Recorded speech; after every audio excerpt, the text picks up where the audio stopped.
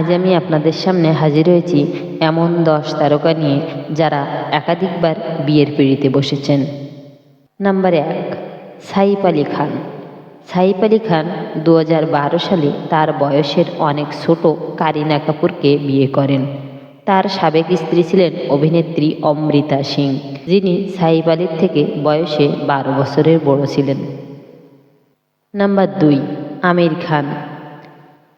আমির খান 2005 সালে বিয়ে করেন পরিচালক কিরণ রাওকে। এর আগে তিনি বিয়ে করেছিলেন রীনা দত্তকে। 15 বছরের দীর্ঘ দাম্পত্য জীবন ছিল তাদের। নাম্বার 3, সিদ্ধার্থ রায় কাপুর। সিদ্ধার্থ কাপুর 2012 সালে বিয়ে করেন বিদ্যা বালানকে।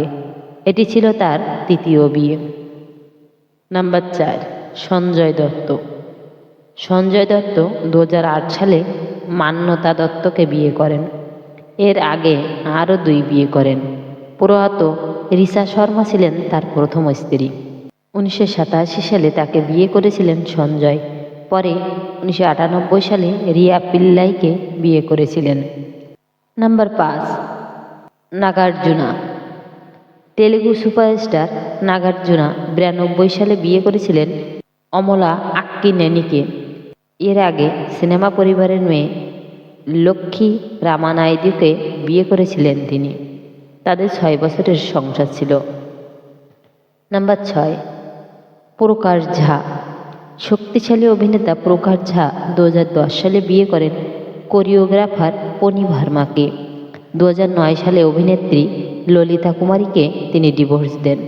তাদের 15 বছরের দাম্পত্য জীবন ছিল। নাম্বার 7, ধর্মেন্দ্র। একসময় পর্দা কাঁপানো ধর্মেন্দ্র 80 সালে বিয়ে করেন ড্রিম গার্ল হেমা মালিনীকে। যদিও 19 বছর বয়সে তিনি বিয়ে করেছিলেন প্রথম স্ত্রী প্রকাশ কোরকে। নাম্বার 8, মহেশ ভাট। পরিচালক মহেশ ভাট 86 সালে বিয়ে করেন অভিনেত্রী সোনি রাজদানকে। প্রথম স্ত্রী কিরণ ভাটের সঙ্গে 20 বছরের দীর্ঘ দাম্পত্য জীবন ছিল তার। নাম্বার 9, বনি কাপুর। প্রযোজক বনি কাপুর 96 সালে বিয়ে করেছিলেন নায়িকা শ্রীদেবীকে। এর আগে প্রথম স্ত্রী মোনাশ্বরী কাপুরকে তিনি ডিভোর্স দেন। 13 বছরের দাম্পত্য জীবন ছিল বনি আর মোনার। নাম্বার 10, রানী মুখার্জি। রানী মুখার্জি 2012 সালে বিয়ে করেন পরিচালক আদিত্য চোপড়াকে। এর আগে আদিত্য বিয়ে করেছিলেন পায়েল খান্নাকে। 8 বছরের সংসার শেষে 2009 সালে তাদের মধ্যে বিচ্ছেদ ঘটে।